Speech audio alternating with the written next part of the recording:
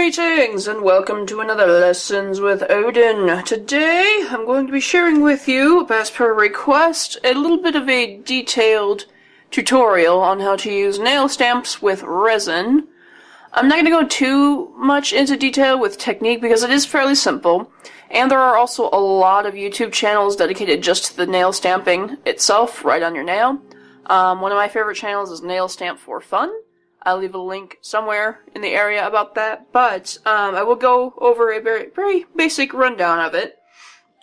Some tools you will need is a variety of stampers. I have this giant one that can cover one of my larger sized resin pieces, like that, and it's just nice to have something that covers everything. I also have a standard size one for my smaller bits, and I even custom made one of these micro stampers, which I used like the standard one here and just cut it up. And I have a tutorial on how I made that, and I'll leave a link in the area as well.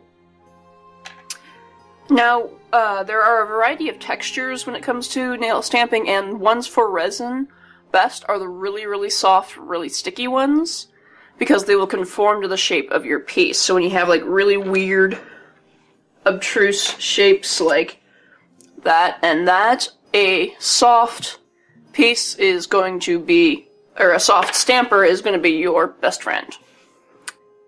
Next, you will also need some stamping plates. This is Bundle Monsters Around the World series, and I really adore it, and it's so freaking cool. So I'm going to be using this one for our demonstration today. And with that, you will also need a scraper of some form. Usually they come with any stampers that you buy. You can also use an old credit card or something along those lines, a thin sheet of plastic, what have you. Some sort of protective thing for your work surface. This can be something as simple as paper towels, or I'm using a sheet protector, a report cover. Or if you want to get really fancy, you can get one of those stamping mats that are really cool. I really want the Lotus mat from Bundle Monster, because it's really pretty. But it's basically like a silicone mat that keeps your surface protected. So I'm going to slip that under there. You're going to need stamping polishes. This one is from Mundo de Uñas, a location based in Mexico. And I like these bottles because you have like little swatches in the back and it's really cool.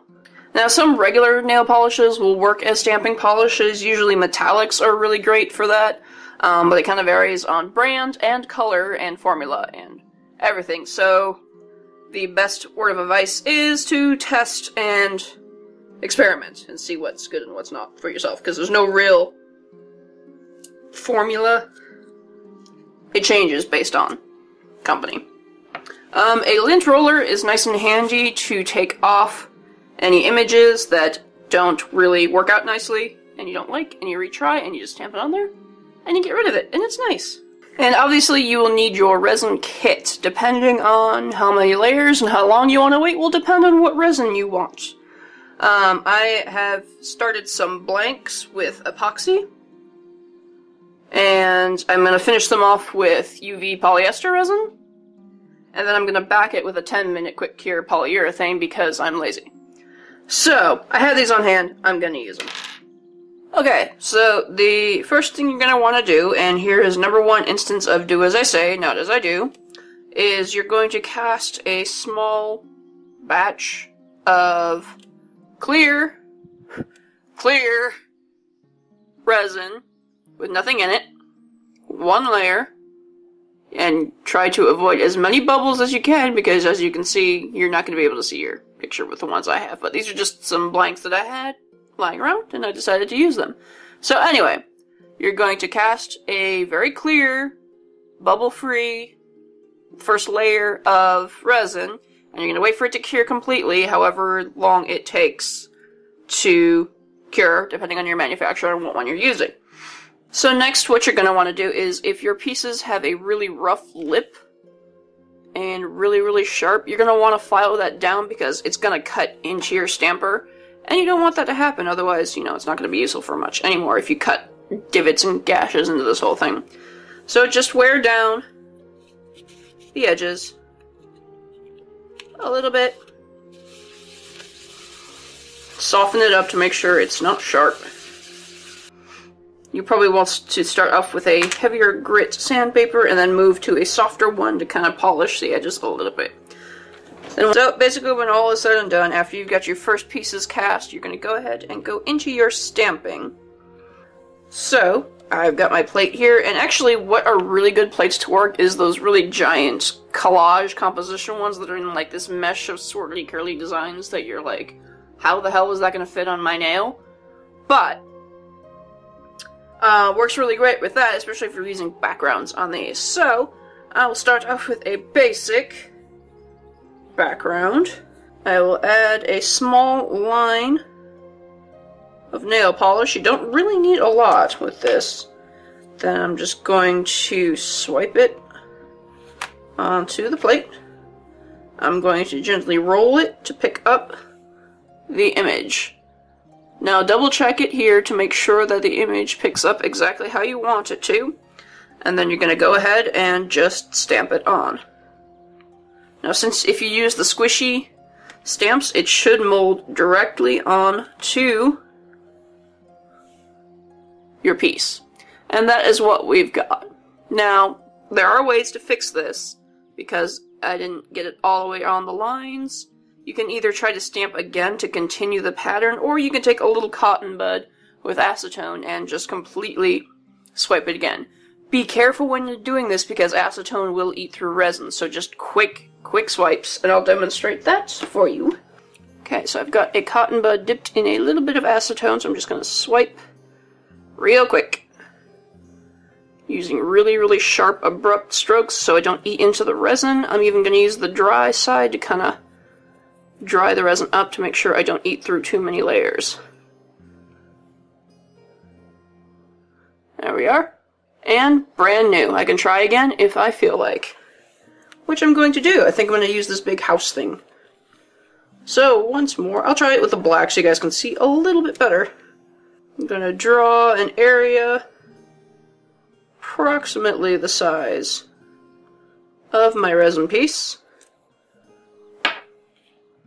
Now don't forget, if you're using plates and you need to switch up colors, I've got a cotton pad filled with acetone with my pliers so I don't ruin my hands or my nails, and I just kind of swipe it over in between colors when I want to change. Just a quick tip. So anyway, so now I'm gonna swipe downward, roll over, and pick up the image. That is what I got. You can see that much better. So that is what I've got for an image. And if you've popped these out, you can even flip it upside down and kind of center the resin piece where you want it to be. And squish it down, and release.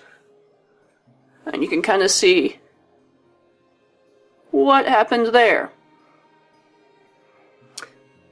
Then, after you've got your finished piece, feel free to dome it with whatever backing resin you want, and you are good to go. That is what your front will look like.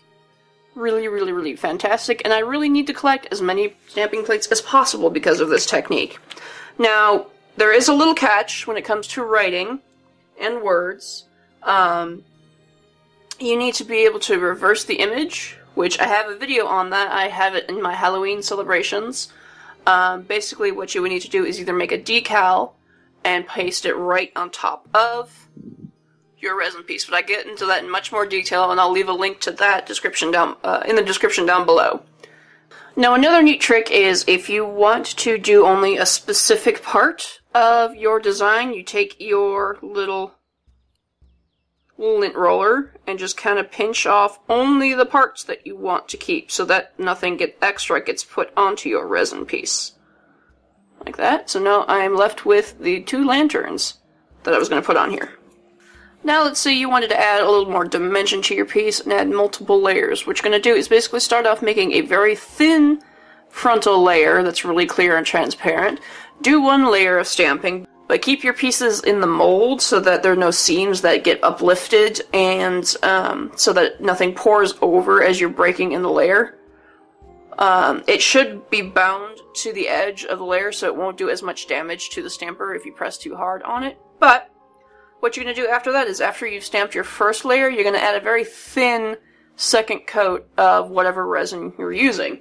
In this case, I'm just going to use some UV resin because I'm running out and I need an excuse to use it up. I'm just going to cast a very small layer in here. Kind of spread it around because you don't need too much unless you want a really, really big difference between your foreground and your background. And make sure the polish completely dries before doing this, otherwise you're going to smear all your hard work. And nobody wants that. Because the idea here is you can use many, many layers, but you'll at least want some sort of layer for a background finishing color. So there we go. I've added a small layer of resin. And now all I'm going to do is cure that with my UV lamp. And I shall be right back. Alrighty, and once that is cured, you are free to stamp again, alright, on top of it. So I'm gonna do that now.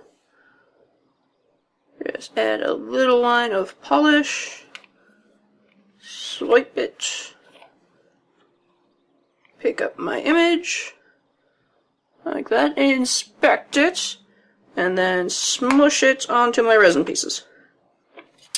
It didn't really completely cover, so I'm just going to add another little stripe in places.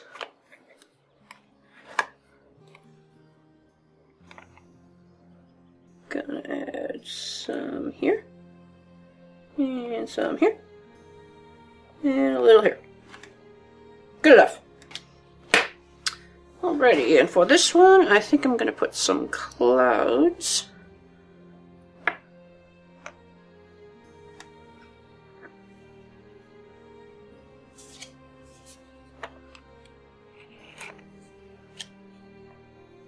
Pick that up and adjust a little bit. For the really, really fine detailed stuff, you can even like use your fingers and just push what you don't want and pick it off. So after that, I'm going to position it right about here.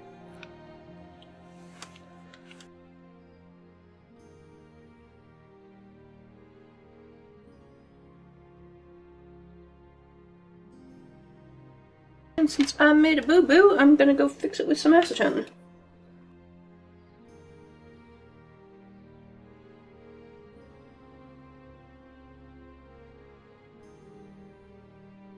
And there we have it. Now all I'm going to do is add my backing or my doming part to finish the background and kind of put all the colors and to kind of collect the pieces together. So I will be right back when I show you the finished result. Alright, so these are the pieces that I came up with.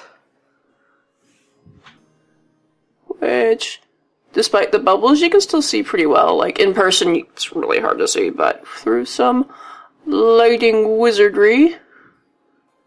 This one's really cool. It's like basically the Great Wall of China in the foreground, and it's got these patterns in the background. It looks like it's inside a sky, and it's really freaking cool. And I'm just madly in love with this technique, and I really need more stamping plates in my life. But anyway, let me know what you guys think of this tutorial. I think that's about all I have for the stamping stuff. Again, I have the backwards stamping with for letters, as well as how to make your own micro mini stampers. So I'll leave a link down below and feel free to check those out. Let me know what you guys would try this with. How would you create your own pieces? And of course, if there is anything that I need to be trying out right now, feel free to leave me a comment down below, and I will see you next time.